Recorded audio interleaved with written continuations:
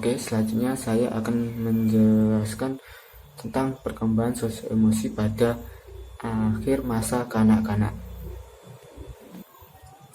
Untuk yang pertama adalah tentang emosi dan kepribadian.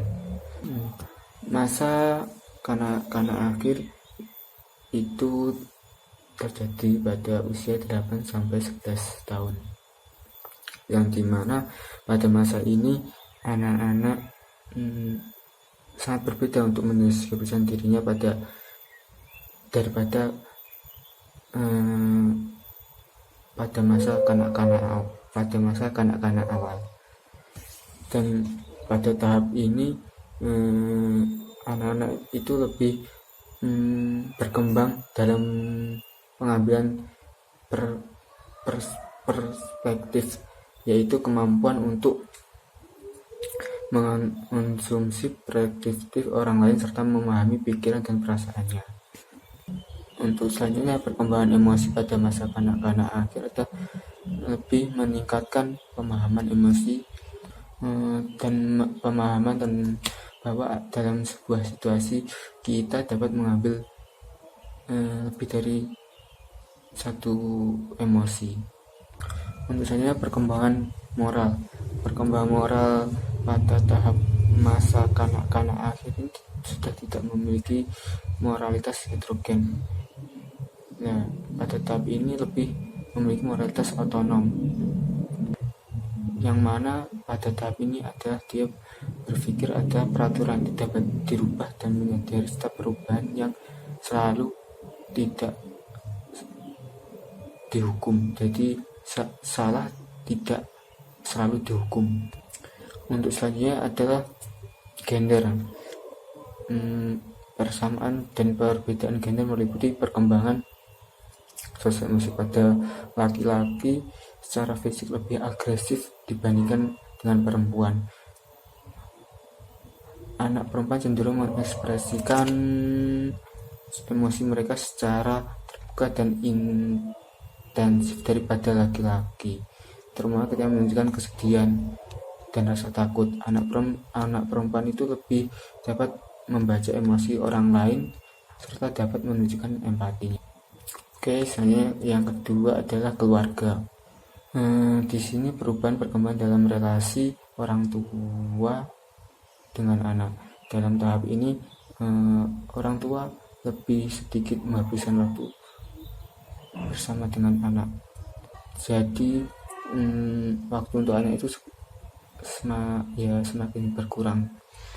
Dan untuk selanjutnya, perubahan perkembangan dalam relasi orang tua anak. Orang tua dalam hal ini sangat berperan penting sebagai manajer atau mengatur kesempatan anak, seperti mengawasi perilaku mereka dan juga sebagai inisiator serta pengaruh. Ibu cenderung lebih berperan sebagai manajer dalam pengasuhan daripada ayahnya. Untuk selanjutnya yang ketiga adalah kawan-kawan sebaya.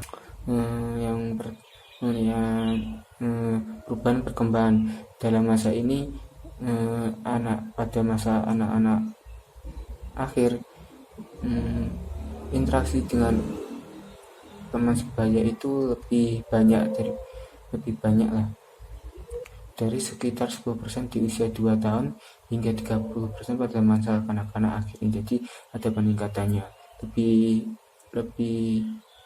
lebih banyak menghabiskan waktu dengan teman-teman. Untuk status kawan sebaya, anak yang populer sering kali dipilih sebagai sahabat dan jarang tidak disukai oleh kawannya. Terus biasanya anak yang rata-rata meraih angka untuk dipilih secara positif maupun negatif oleh kawan-kawannya. Anak yang diabaikan jarang dipilih sebagai sahabat, namun bukan karena tidak disukai oleh kawan sebayanya. Anak yang ditolak jarang dipilih sebagai sahabat secara aktif, tidak disukai oleh kawan-kawannya. Selanjutnya, anak yang kontroversial sering dipilih sebagai sahabat namun untuk tidak disukai oleh kawan-kawannya. Untuk selanjutnya adalah kognisi sosial. Pada tahap ini, relasi kawan sebaya di masa kanak-kanak pertengahan dan akhir sangat berpengaruh, semakin penting. Salah satunya adalah cara anak memproses informasi mengenai relasi, kawan sebaya, dan pengetahuan sosial mereka.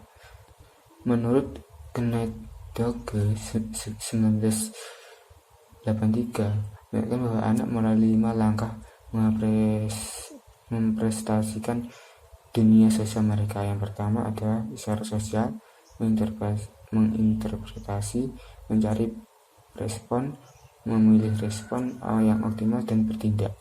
Itu menurut Gneidoge. Untuk bullying, para peneliti menemukan bahwa anak yang cemas secara sosial, menarik diri, dan agresif memiliki kecenderungan lebih besar menjadi korban bullying. Terus untuk sahabat, menurut World Art of menyimpulkan bahwa sahabat dapat menjadi sumber daya kognitif dan emosi. Sahabat di sini bisa memberi penghargaan diri dan rasa sejahtera, rasa aman. Untuk yang keempat adalah sekolah.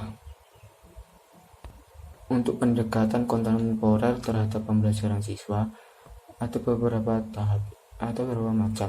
Yang pertama, pendekatan konstruktivis dan instruksi langsung atau secara langsung. Yang kedua adalah status sosial, ekonomi, dan etnis. Yang ini adalah seperti latar belakang penghasilan rendah. Jadi anak itu misal orang tuanya berpenghasilan rendah, terus pendidikannya biasanya terganggu, kegiatan belajarnya terhambat gitu. Mungkin itu yang bisa saya sampaikan. Ada kurang lebihnya maaf. Wassalamualaikum warahmatullahi wabarakatuh. Berikutnya adalah bahaya air pada masa kanak-kanak. Ada bahaya baru yang timbul dari perubahan pola hidup anak setelah masuk sekolah, seperti halnya tahun sebelumnya. Bahaya air masa kanak-kanak dapat berbentuk bahaya fisik dan psikologis. Namun selama akhir masa kanak-kanak, reaksi psikologis dari bahaya fisik sangat penting. Yang pertama adalah bahaya fisik.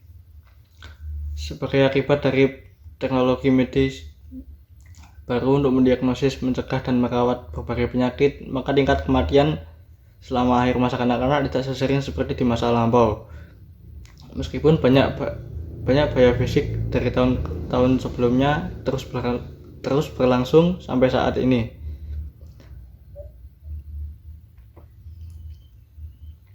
Namun akibatnya pada keadaan fisik anak tidak sehebat sebelumnya. Sebaliknya, akibat psikologis lebih besar dan lebih menetap. Misal kecelakaan. Sekalipun kecelakaan tidak meninggalkan bekas-bekas fisik, namun kecelakaan itu dapat meninggalkan bekas psikologis anak yang lebih besar, sebagaimana halnya dengan anak yang lebih muda. Yang lebih sering mengalami kecelakaan biasanya lebih hati-hati. Keadaan ini dapat menyebabkan rasa takut terhadap semua kegiatan fisik dan dapat meluas ke bidang-bidang perilaku lain. Yang kedua adalah bahaya psikologis. Bahaya psikologis sendiri terbagi dalam beberapa aspek. Yang pertama adalah bahaya berbicara. Bahaya dalam berbicara. Ada 4 bahaya berbicara yang umum terdapat pada akhir masa kanak-kanak. Yang pertama adalah kosakata yang kurang dari rata-rata, menghambat tugas-tugas di sekolah, dan menghambat komunikasi dengan orang lain. Yang kedua, kesalahan dalam berbicara seperti salah ucap dan kesalahan tata bahasa. Cacat dalam bicara seperti gagap atau pelat akan membuat anak menjadi sangat sadar diri, sehingga anak hanya akan berbicara bila mana perlu. Yang ketiga, anak yang mempunyai kesulitan berbicara dalam bahasa yang digunakan di lingkungan sekolah akan terhalang dalam usahanya untuk berkomunikasi dengan mudah dan mudah merasa bahwa ia berbeda. Keempat, pembicaraan yang bersifat egosentris, yang mengkritik dan merendahkan orang lain, dan yang bersifat membual akan ditentang oleh teman-temannya. Berikutnya adalah bahaya emosi. Anak yang dianggap tidak matang baik oleh teman-teman sebaya maupun orang-orang dewasa kalau ia masih menunjukkan pola-pola ekspresi emosi yang kurang menyenangkan, seperti amarah yang meledak-ledak, dan juga bila emosi marah dan cemburu masih sangat kuat sehingga kurang disenangi oleh orang lain. Kemudian ada bahaya sosial. Terdapat 5 jenis anak yang penyesuaiannya dipengaruhi oleh bahaya sosial. Pertama, anak yang ditolak atau diabaikan oleh kelompok teman-teman yang kurang mempunyai kesempatan untuk belajar sifat sosial.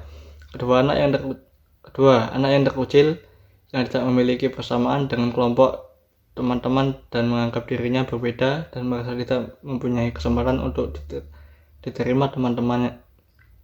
Ketiga, anak yang mobilitas sosial gabusnya tinggi mengalami kesulitan untuk diterima dalam kelompok yang sudah terbentuk.